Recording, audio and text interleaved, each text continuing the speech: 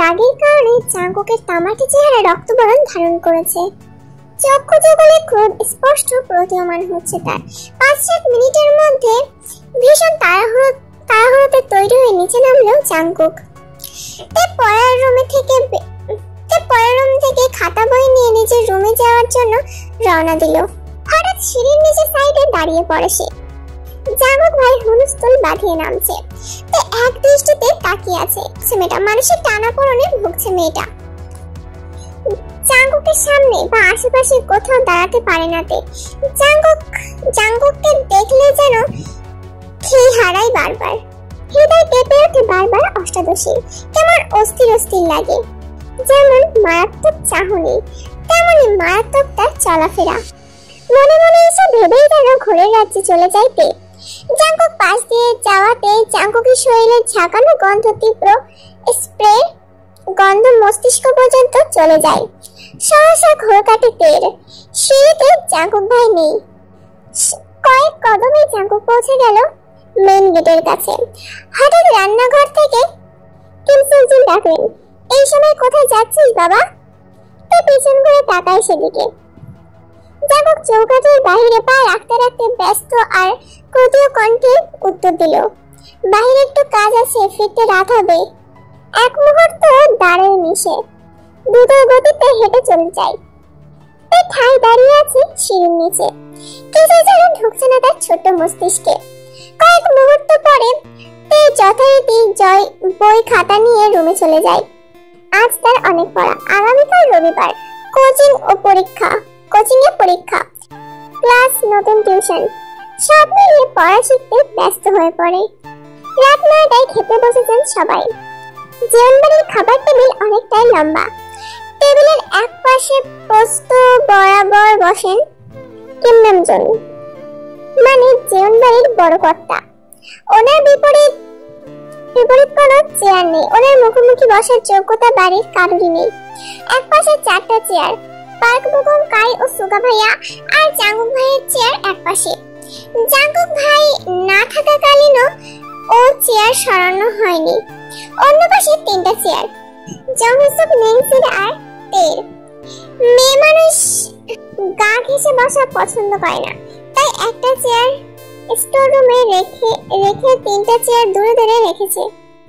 যদিও মেহমান আসলে আরো 3-4টা চেয়ার ফেলা হয় সেখানে। এত বছর জাঙ্কুক ভাই না থাকায় একেবারে কর্নারের চেয়ারটাতে বসেছে। জাঙ্কুক ভাই ফেরার পর তাকে বাধ্য হয়ে ওটাতেই বসতে হয়।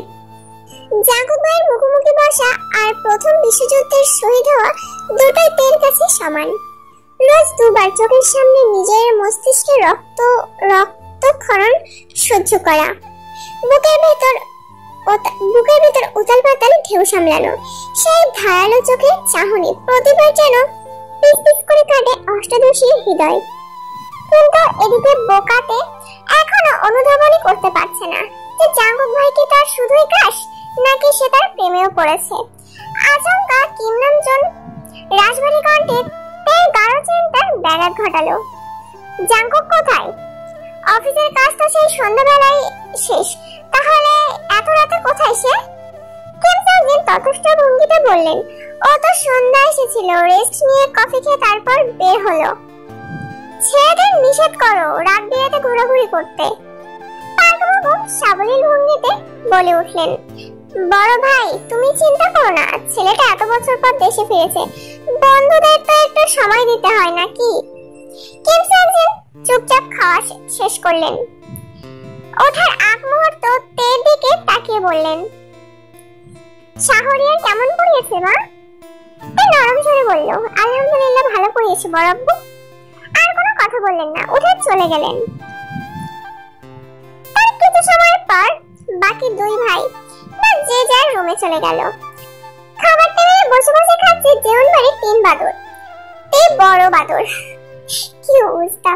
নেলসি বেজো বাদর ও কাই, মানে সব থেকে ছোট রাজপুত্র, সে হলো ছোট বাদর। রাজ্যের গল্পে মেতেছে।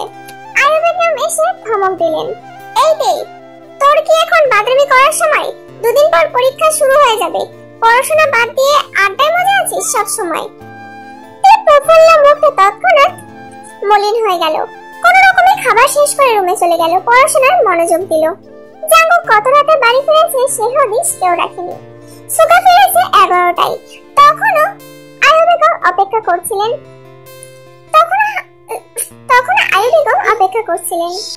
সুগা তার মাকে ঘুমিয়ে যেতে বললেন। তারপরও আয়ুব বেগম 12টা পর্যন্ত অপেক্ষা করলেন। জাঙ্গু ফিরেনি তাই বাধ্য হয়ে ঘুমিয়ে পড়েছেন। জাঙ্গু ফিরেছে রাত 2টার দিকে। কোন রকমে ফ্রেশ হয়ে বেলকনিতে পাতা চেয়ারে হেলান দিয়ে আকাশের পানে তাকিয়ে আছে। দৃষ্টি নিবদ্ধ দূরে ওই চাঁদে। কিছুক্ষণ পর পর মেঘে ঢেকে যায়, আবারও আলোকিত হয়। জাঙ্গু কি যেন ভাবে খানিকক্ষণ, তারপর গম্ভীর কণ্ঠে নিজেকে শুধালো, তুই কি কোনোদিন শুধরাবি না? কেটে গেল জাঙ্গুকের নির্ঘুম নিদ্রাহীন রাত। সকাল 8টায় খাবার টেবিলে বসে খাবার খাচ্ছে নেলসে, তে, কাই ও সুগা আর কাকামণি পার্ক বেগম। বড় দুই ভাই ভোর সকালে অফিসের উদ্দেশ্যে রওনা দিয়ে দিয়েছেন। নেলসের সাথে ফিসফিস করে আড্ডায় ব্যস্ত। সুগা যেন দেখেও না দেখার মতো খাচ্ছে।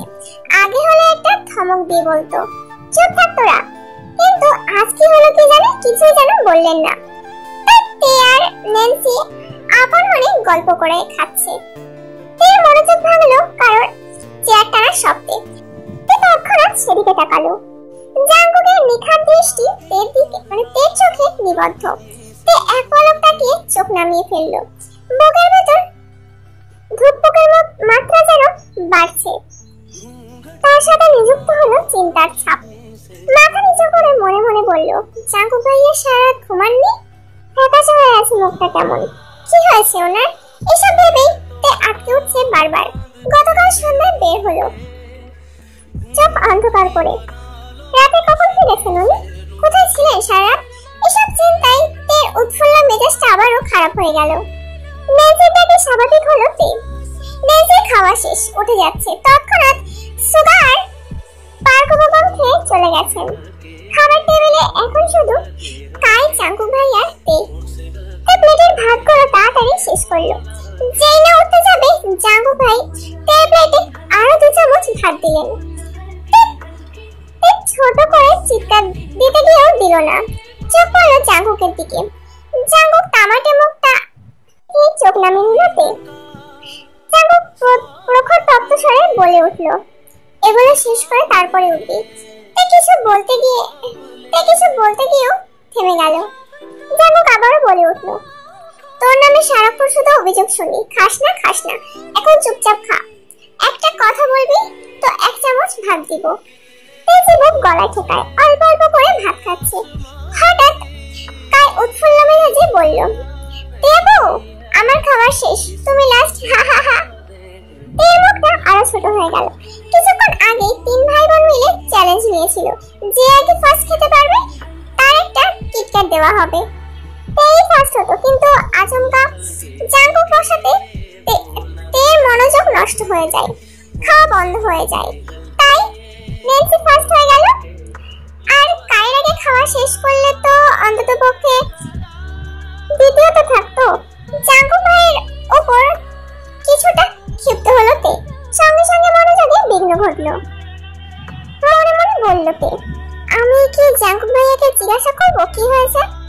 ততক্ষণে প্লেটের ভাত জোর করে খেয়ে শেষ করেছে। তে জিজ্ঞাসনের প্রযোগল জাঙ্গুকের মুখের পানে। তের হাত পা কাঁপছে, গলা শুকিয়ে আসছে। কি জিজ্ঞেস করতে চেয়েছিল সব এলোমেলো হয়ে গেছে। জাঙ্গু ভাইকে দেখলে প্রতিবার যেমন বুকের ভেতর কেউ ঢোল বাজিয়ে নৃত্য করে, আজও তার ব্যতিক্রম হলো না। মুখ দিয়ে যেন সে টুস শব্দটাও বের করতে পারছে না। গলা শুকিয়ে কাঠ হয়ে গেছে। চোখ নামিয়ে গ্লাস থেকে ঢকঢক করে পুরো গ্লাসের পানিটা শেষ করলো। জাঙ্গুকের এদিকে কোনো মনোযোগ নেই, সে তার খাওয়াতে মগ্ন। অন্যদিকে পেটও বসে থাকতে পারছে না জাঙ্গু ভাইয়ের সামনে। তাই কোন রকমে কাপা কাপা পায়ে বেসিনে চলে গেল। জাঙ্গুক চোখ তুলে এক পলক দেখলো প্লেটটা। খাওয়া শেষ, তাই আর কথা বাড়ায়নি। হাত ধুয়ে কোনো রকমের রুমের দিকে উদ্দেশ্য করে ছুটল তে। সিঁড়িতে এমন ভাবে ছুটছে যেন থামলে পায়ে শিশিরে গড়িয়ে পড়বে নিচে। 9:30 কি 40 বাজে জাঙ্কুক বাসা থেকে বের হয়ে যাচ্ছে। আব্বু আর চাচ্চু সে সকালে অফিসে চলে গেছেন, তাই জাঙ্কুক একটু পরে গেলেও সমস্যা নেই। জাঙ্কুকের কিছুটা পিছনে তেও বের হলো। আজ রবিবার, কোচিং খোলা। মেইন গেটের সামনে থমকে দাঁড়ালো তে। জাঙ্কুক ভাই বাইক ঘোরাচ্ছে। তে অপলক দৃষ্টিতে তাকিয়ে আছে সেদিকে। সেদিন প্রথম এখানেই দাঁড়িয়ে থাকতে দেখেছিল জাঙ্কুক ভাইকে। সেই থেকে অষ্টাদশীর ছোট্ট পৃথিবীটা এলোমেলো হয়ে গেছে। ধ্যানে জ্ঞানে শুধুই জাঙ্কুক ভাই। অষ্টাদশীর খুবই ইচ্ছা হচ্ছিল বাইকে করে কোচিং যেতে। আজ পর্যন্ত তে কখনোই বাইকে ওঠেনি। শুধু তে কেন, এবারের কোনো রাজকন্যা এখনো ওঠেনি, এবং রাজপুত্ররাও না। যেরকম নেন্সি, কাই, কেউই ওঠেনি আজ পর্যন্ত। তে খুব ইচ্ছে করে খোলা আকাশের নিচে বাইকে ঘুরতে, প্রকৃতির সৌন্দর্য বাতাস উপভোগ করতে। মনে মনে ভাবলো, জাঙ্কুক ভাইকে আমায় নিয়ে যাবেন? হঠাৎ জাঙ্কুকের কণ্ঠ কানে বাজলো, তে। নিজের নামটা জাঙ্কুক ভাইয়ের মুখে শুনে মনের মধ্যে বসন্তের হাওয়া লেগেছে। মনে হচ্ছে তরোয়াল দিয়ে ফালা হয়ে গেছে হৃদয়টা। মনের মধ্যে হাজারো পাখির কলরব, তারা যেন বলে বেড়াচ্ছে, তোর ক্রাশ তোকে ডাকছে তে, তোর ক্রাশ তোকে ডাকছে। জাঙ্কুকের গম্ভীর কণ্ঠ ভেসে আসলো আবারও, ডাকছি তো আমি তে। তে চুপসে গেল, চোখ নামিয়ে কাঁপা পায়ে এগিয়ে গেল জাঙ্কুকের দিকে। মনে মনে ভাবলো, জাঙ্কুক ভাই কি সত্যি আমায় বাইকে নিয়ে যাবেন? জাঙ্কুক চোখে মুখে বিরক্তি নিয়ে বলল, তুই চুল খুলে ঘুরিস কেন? তে যেন আহাম্মক হয়ে রইল। জাঙ্কুক কণ্ঠ দ্বিগুণ ভারী করে বলল, আজকের পর থেকে যেন তোকে বাইরে কোথাও চুল খোলা না দেখি। যদি আর একদিন তোকে এভাবে দেখি তাহলে এমন থাপ্পড় দিব, তোর গাল থেকে থাপ্পড়ের দাগ 1 মাসেও যাবে না। ছোটবেলার মাইরটা আশা করছি ভুলিস নাই। এতটুকু বলে জাঙ্কুক হেলমেট পরে বাইক স্টার্ট দিয়ে চলে গেল। তের মাথায় যেন আকাশ ভেঙে পড়ল। কয়েক মুহূর্ত নিস্তব্ধ হয়ে রইল। তের ক্রাশ খাওয়া, প্রেম অনুভূতি সবেতে যেন পানি না বরফ ঢেলে দিয়ে চলে গেল জাঙ্কুক ভাই। যে জাঙ্কুকের প্রেমে হাবুডুবু খাবে ভাবছিল, তাকে যেন গভীর খাদে চুবিয়ে মারলো। মনে পড়ে গেল সেই ছোটবেলায় জাঙ্কুকের মারের কথা। ছোটবেলায় জাঙ্কুকে মেরেছিল শুধু তাকে। আজ পর্যন্ত মা বাবা এমনকি সুগাও এত ধমকায়, সেও কোনোদিন পর্যন্ত তের গায়ে হাত তোলেনি। এত বছর পর সে আবার জাঙ্কুক ভাই কি করলো? আবার আমাকে মারার হুমকি দিল। জাঙ্কুক ভাইকে দেখে তের পুরো সবকিছুই ভুলে নতুন ভাবে জাঙ্কুক ভাইকে নিয়ে ভাবনা শুরু করেছিল সবেমাত্র। সে ভাবনায় আগুন জ্বালিয়ে চলে গেল বেটাই। আহত চোখে তাকিয়ে রইল কতক্ষণ। আচমকা রক্ত জবার ন্যায় ঠোঁটগুলো ভেঙে হো হো করে কেঁদে উঠল তে। এই কান্না কতক্ষণ স্থায়ী হলো তা জানা নেই। হঠাৎ জিমিনের কলে কিছুটা কেঁপে উঠল তে। ফোন রিসিভ করতেই জিমিন বলল, কিরে কই তুই, আসবি না? তে কথা না বলে কল কেটে দেয়। তের গাল চুপচুপে ভিজে আছে। তারপর হাতের উল্টো পিঠ দিয়ে চোখ দুটো মুছে গাড়ির দিকে যায়। বেশ কিছুক্ষণ পর কিছুটা স্বাভাবিক হলো তে। মনে মনে ক্ষুব্ধ হলো। গাড়িতে বসে ফুঁসছে রাগে। এসির মধ্যে বসেও যেন কপালে ঘাম ঝরছে মেয়েটার। রাগে কবে কণ্ঠ উল্টালো। মনে মনে স্থির করলো আর কখনো জাঙ্কুক ভাইকে নিয়ে ভাববে না। জাঙ্কুক ভাই সত্যি একটা হিটলার। তা না হলে আমার মতো নিষ্পাপ মেয়েটাকে শুধু মারার চিন্তা করতে পারে। আমি ওনার কোন পাকা ধানে মই দিয়েছি? অভিমানী কণ্ঠে মনে মনে ভাবলো তে। এসব ভাবতে ভাবতে কোচিং এ পৌঁছে গেল। ক্লাস শুরু হয়ে গেছে 10 মিনিট আগে। জিমিন জায়গা রেখেছিল, তাই জিমিনের পাশেই বসলো। একটা ক্লাস শেষ হওয়ার পরপরই আরেকটা স্যার ক্লাস করতে আসলো। আস্তে আস্তে জিমিন আর তে ফিসফিস করে বলল, কিরে আসতে এত দেরি হলো কেন? আর তুই না আমাকে তোর ক্রাশ বয় জাঙ্কুক ভাইয়ের ছবি দেখাবি বলছিলি, কই দেখা? তে করুণ দৃষ্টিতে তাকালো জিমিনের দিকে। গম্ভীর কণ্ঠে উত্তর দিল, প্রথমত ওনার জন্য আমার আসতে দেরি হয়েছে, দ্বিতীয়ত ক্রাশ শব্দটা মনের মধ্যে চাপা পড়ে মরে গেছে। শুধু শুধু আমার জীবন থেকে 3টা দিন নষ্ট করলাম। এখন থেকে আমি শুধু পড়াশোনা করব, অন্য কোনো কিছু ভাববো না। এই কথাগুলো জিমিন মনোযোগ দিয়ে শুনলো। তারপর সশব্দে হেসে উঠল জিমিন। তীক্ষ্ণ দৃষ্টিতে তাকিয়ে আছে জিমিনের দিকে। জিমিন আবার আস্তে ধীরে কণ্ঠে বলল, আমি সেদিনই বলেছিলাম এসব ক্রাশ টাশ কিচ্ছু না, পড়াশোনায় মনোযোগ দে। ঠিক ঠিক হলো তো আমার কথা? এর মধ্যে ক্লাসে নতুন স্যার আসছেন। দুজনে ক্লাসে মনোযোগ দিল। তাই বাসায় ফিরে চুপচাপ নিজের রুমে চলে গেল। মনটা তার ভীষণ খারাপ। ফ্রেশ হয়ে নিচে এসে খাবার খেয়ে কোনো দিক না তাকিয়ে নিজের রুমে গিয়ে আবারও পড়তে বসে। সন্ধ্যার পর টিউটর আসবে, পড়া মুখস্থ করতে হবে।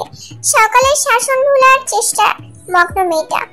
প্রতিদিন এই সন্ধ্যার দিকে নিচে আসে তে।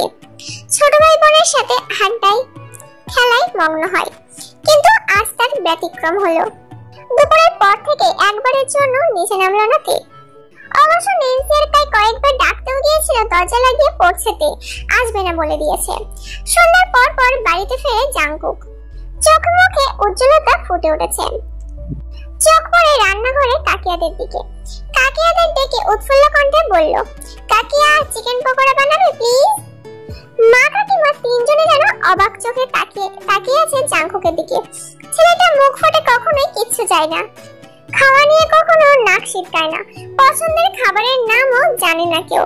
আজ হঠাৎ নিজে থেকে কিছু খেতে চাইছে, আর মা কাকিমারা বানিয়ে দেবে না, সেটা কি কখনো হয়? কাকিয়া হাসি মুখে বলল, তুমি ফ্রেশ হয়ে আস, আমি রেডি করছি। জাংকুক স্বাভাবিকভাবে রুমের দিকে চলে গেল। করিডোরে যাওয়ার পথে কানে আসলো তের পড়ার শব্দ। অনর্গল পড়ছে মেয়েটা, শ্বাসও নিচ্ছে না মনে হচ্ছে। জাংকুক ঠোঁট বাঁকিয়ে কিছুটা হাসলো, তারপর সবাইকে রুমে চলে গেল। জাংকুক বেশ কিছু সময় নিয়ে শাওয়ার নিল, 10 মিনিট রেস্ট নিল। তারপর কালো টি শার্ট ট্রাউজার পরে রুম থেকে বের হয়। একটু সামনে আসতেই চোখ পড়ল তের রুমের দিকে। দরজা খোলা তের রুমের মধ্যে তে নেই। জাংকুক সোফায় এসে নিজের মতো বসলো। ভাইকে দেখে নেন্সির গায়ে আগেই ছুটে পালালো, না তো এসেই বলবে পড়াশোনা নাই। জাংকুককে আরো বেগম কফি দিলেন। জাংকুক কফি খেতে খেতে সুগাকে কল দিল। কি রে, কই তুই? আমি তো পার্টি অফিসে ভাইয়া। কেন, কোনো দরকার? কাজে থাকলে তাড়াতাড়ি বাসায় আয়। সুগা ভয়ে ভয়ে জিজ্ঞাসা করলো, কিছু কি হয়েছে ভাইয়া? জাংকুক সশব্দে হেসে বলল, দূর, কিচ্ছু হয়নি, চিকেন পকোড়া বানানো হচ্ছে, কাকিয়া বানাচ্ছে, তাড়াতাড়ি আয়। খেলে তাড়াতাড়ি আয়, আর না খেলে ওখানেই থেকে যা, কিছু বলার নেই। ও আচ্ছা, এই ব্যাপার, আচ্ছা আমি আসছি। কথাগুলো না শুনলেও জাংকুকের হাসির শব্দ ঠিকই কানে এসেছে পরের রুমে বসে থাকা অষ্টাদশীর। ওটা সঙ্গে সঙ্গে কেঁপে উঠল। নিজেকে প্রশ্ন করলো, জাংকুক ভাইয়া হাসছেন, উনি বাসায় ফিরেছেন তাহলে? তৎক্ষণাৎ মনে পড়ে গেল সকালের ঘটনা। সাথে সাথে মুখটা কালো করে পড়া রিভিশন দেওয়ার ব্যস্ত হয়ে পড়ল তে। সোগা ফিরেছে 5-7 মিনিট হবে, ফ্রেশ হয়ে নিচে এসেছে। এতক্ষণে চিকেন পকোড়া হাজির হলো সামনে। ফ্রিজ থেকে বের করে দিল কিছু রান্না করার সময় সাথেপের ব্যাপারে, তা তাদের জানাই আছে। এজন্যই ধৈর্য নিয়ে ফোন ঘাটছিল জাংকুক। দুই ভাই আপন মনে গল্প করে পকোড়া খেতে ব্যস্ত। এদিকে তে অপেক্ষা করছে টিউটরের আসার জন্য। 40 মিনিট লেট, এখনো আসছে না। কি করবে বুঝতে পারছে না। পড়ছে কিছুক্ষণ হাবিজাবি, ভাবছে, আবার পড়ছে। সোগা হঠাৎ ডেকে উঠল, তে তে এদিকে আয়। তে ভাইয়ের ডাক শুনে কিছুটা কেঁপে উঠল। তারপর পরের রুমের দরজায় দাঁড়ালো। হালকা গোলাপি রঙের জামা পরেছে, মাথায় ওড়না দেয়া, পেট সবটাই ওড়না দিয়ে ঢাকা। অনেকটা স্নিগ্ধ লাগছে তেকে। জাংকুক তখনও সশব্দে হেসে যাচ্ছে। সোগা ভাইয়া আর জাংকুক ভাই নিজেদের মধ্যে মস্করায় ব্যস্ত। দরজায় দাঁড়িয়ে জাংকুক ভাইয়ের হাসিতে মগ্ন। 3 দিনের মানুষটাকে এতটা প্রফুল্ল দেখেনি সে আগে কখনো। বরাবরই যেন গম্ভীর প্রকৃতির। সেই বাইক কেনার দিন একটু হেসে হেসে কথা বলার চেষ্টা করেছিল। সেই হাসিতে ক্রাশ খেয়েছিল তে। আজকের হাসি উফ, দেখে যেন পুরো খালি করে দিল জাঙ্কুক। চোখ সরাতে চেয়েও সরাতে পারছে না। জাঙ্কুকের চোখ হঠাৎই পড়লো দরজায় দাঁড়ানো তের দিকে। কয়েক সেকেন্ড পরে হাসি থামিয়ে চোখ নামিয়ে নিল জাঙ্কুক। সুগা তৎক্ষণাৎ বলে উঠল, তে পকোড়া খাবি? আই খেয়ে যা। তে যেন বড় শরীর টাসকি খেলো। ভাইয়া তাকে খাবার খেতে ডাকছে। এতগুলো বছরে এরকম ঘটনা তার সাথে আগে কখনো ঘটেনি। সুগা আবারও ডাকলো, আরে আয় খেয়ে যা, পরে পড়তে বসবি। তে দুপা এগুলো। কে যেন ভেবে ঠাই দাঁড়িয়ে পড়লো আবারও। কিছুটা অভিমানী কণ্ঠে উত্তর দিল, তোমরা খাও, আমি খাবো না। আবারও পরের রুমে চলে গেল তে। সুগা আর জাঙ্কুক আর বেশি কথা বলল না। খাওয়া শেষ করে জাঙ্কুক নিজের রুমে চলে গেল। সুগা পুনরায় পার্টি অফিসে ছুটলো। মিটিং আছে তার। ভাই ডেকেছে, বিদায় মিটিং রেখে ছুটে এসেছিল সে। টিউটরের জন্য অপেক্ষা করলো আরো 30 মিনিট। পড়তে পড়তে খিদে পেয়েছে তার। মাত্র খাবার হয়েছে, 8টা বাজেনি। খেতে বসেছে। বারবার তাকাচ্ছে দরজার দিকে। টিউটর আসলে পড়তে বসতে হবে। খাওয়া শেষ হলো কিন্তু টিউটর আসলো না। তাই দেব বই খাতা নিয়ে উপরে যাচ্ছে আর আম্মুকে বলে গেল টিউটর আসলে ডেকে দিতে। রাত 9টায় খেতে বসলেন সবাই। সুগা মিটিং শেষ করে বাসায় এসেছে। খাবার টেবিলে সবাই থাকলেও তে কোনো হদিশ নেই। সুগা কাকিয়াকে জিজ্ঞাসা করলো, তে খাবে না? কাকিয়া স্বাভাবিকভাবেই উত্তর দিল, ও তো সন্ধ্যাবেলায় খেয়ে উপরে চলে গেছে, বললো খিদে পেয়েছে আর মনে হয় খাবে না। তেমন কথা নেই কারো কোনো মুখে। জাঙ্কুক কোনো রকমে অল্প খেয়ে রুমে চলে গেল। গত রাতে ঘুমায়নি ছেলেটা। সারাদিন ক্লান্তিও, ঘুম পাচ্ছে খুব, তাই রুমে চলে গিয়ে শুয়ে পড়েছে। এদিকে তে পড়ছে আর ক্ষণে ক্ষণে ঠোঁট উল্টে কান্না করছে। আবার নিজেকে সান্ত্বনা দিচ্ছে, যেভাবেই হোক চান্স পেতে হবে। অভিমান স্বরে বলছে, দূরের ভার্সিটি হলে ভালোই হবে। এই বাড়ি থেকে চলে যাব অনেক দূরে। ভাইয়া, জাঙ্কুক ভাই আমার পাবেই না, বকবে না কেউ। কিভাবে বকবে? মারবেও বা কিভাবে? তৎক্ষণাৎ মায়ের কথা ভেবে কান্না করে দিল। মাকে ছাড়া থাকবে কি করে সে?